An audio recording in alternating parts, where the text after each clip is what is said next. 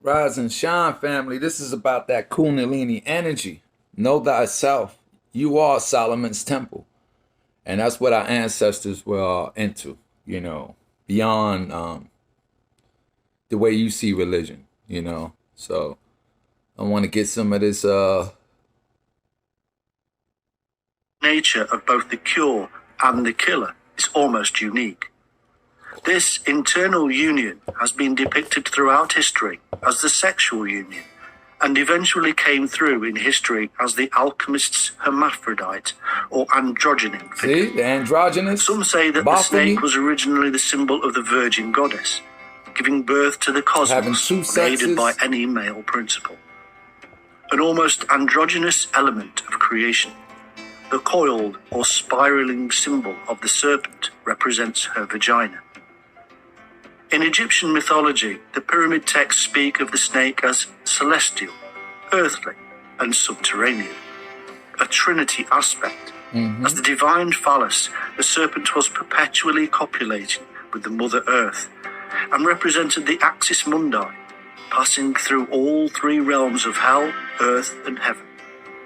All of this is symbolic of opening up a pathway in ourselves to allow an internal dialogue between our lower nature and our higher senses or consciousness. Now we must turn to the enlightenment experience. This experience, we must understand, comes from the internal, chemical, electrical, and biological reactions to our own thought processes. It is in essence something we can create ourselves. You are the temple. And this is the divinity within ourselves, spoken of, albeit in hidden language, by many ancient and not so ancient writers. The early messiahs were gurus and shamans who understood how the world worked in their own unique way. They received their knowledge via the trance state and this inner enlightenment experience. Learn about crypto and get paid as you learn with Coinbase Earn. We've paid out. This energy is nothing more than the fire serpent, solar force, or Puranic energy of the serpent-worshipping mystics of the world. Without the energy of the serpent fire, there could be no gnosis, or so we are told. It is also very easy to say that we will all have this energy, but we must also control it. Gotta control yourself, stay balanced. And have scientists ever discovered it, or even looked for it? They look for it. Over the course of human history, there have been thousands of individuals who have claimed to have experienced enlightenment or illumination, giving rise to the term shining as far back in history as we care to go.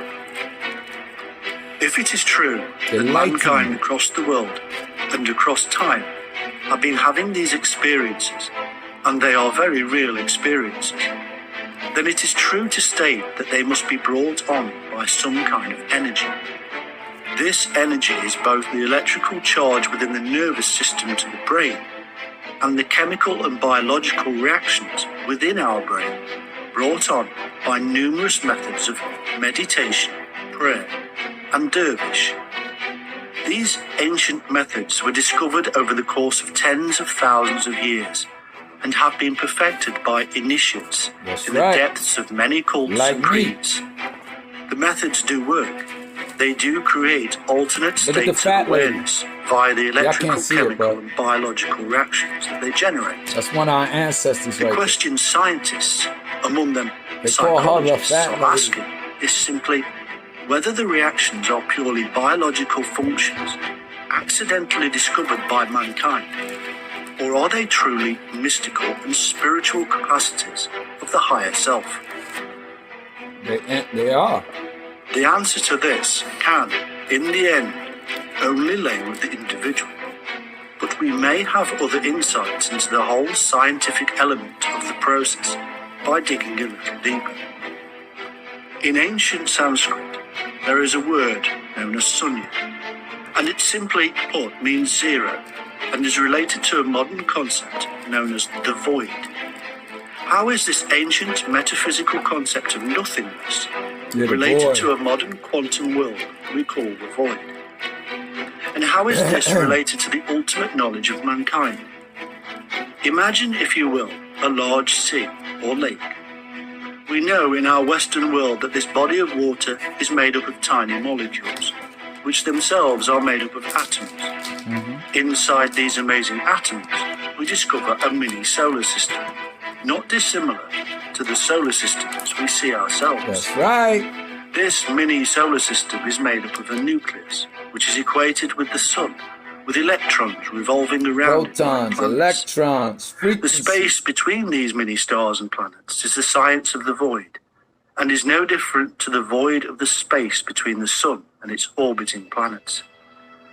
In actual fact, the majority of both the mini solar system in the atom and that of the macrocosmic solar system is made up of this void.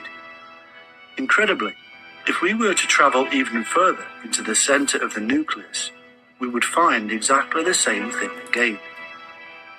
Well, what does this show? The same thing. So far, and for the relationship to the ancient teachings, it reveals to us the truth behind the concept of as above, so below. From the infamous Semitic emerald tablet attributed to Hermes, Hermes and well known in Trismegistus. the occult and alchemical world. This void, or 0-point energy, is in fact the substance of thought. It is the quantum realm of our real consciousness, The through the entanglement unconscious, of subconscious, particles, and conscious. known today as quantum entanglement. Particles can, indeed, through modern science, be entangling with other particles, and hence, what we have is what the alchemists called the universal mind, There you go. or in The popular G. terms, God.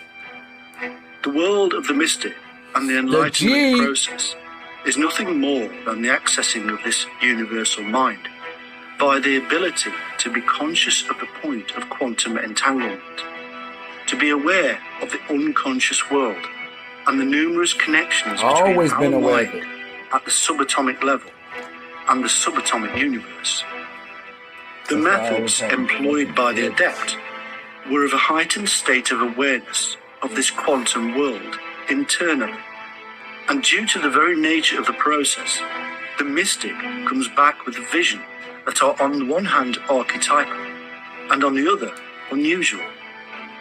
It is archetypal because it is seen the same the world over. It is unusual in the fact that the ordinary mind cannot comprehend They can't. the non-ordinary mind has seen. What the mystic, the Hindu, Muslim Sufi, Christian Gnostic, See? alchemist All is these revealing difference.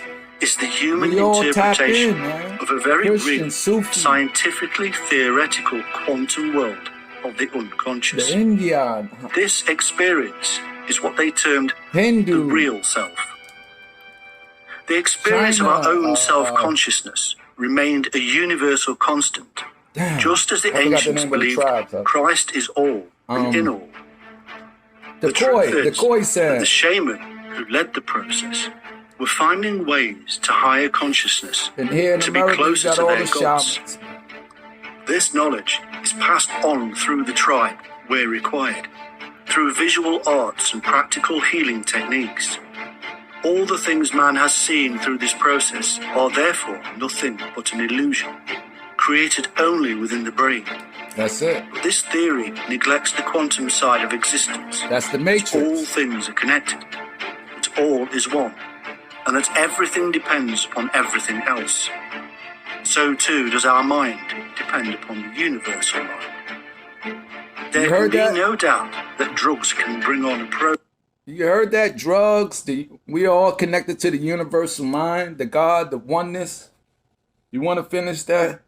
You got to go on YouTube, man, because that shit is, I think it's 2 hours long, but it's worth it. You know, if you really want to gain some more understanding of the sciences and the language that I speak and mystics speak, shamans speak, your ancestors spoke, you gotta learn the language and learn the science.